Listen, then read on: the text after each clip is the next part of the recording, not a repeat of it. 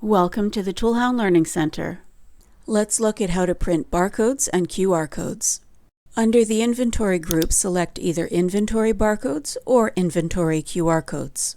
Both reports have the same quick filters. The most common reason to print barcode labels is for a binder or list for only bulk tools.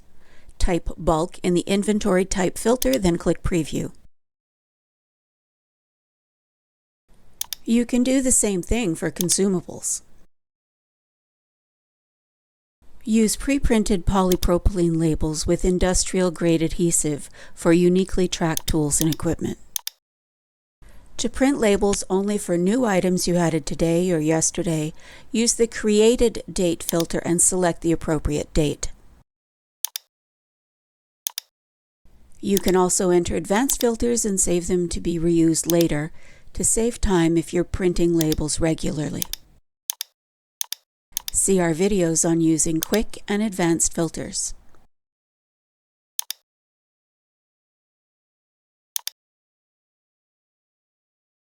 Thanks for watching this video from the ToolHound Learning Center. For any questions, contact our support team.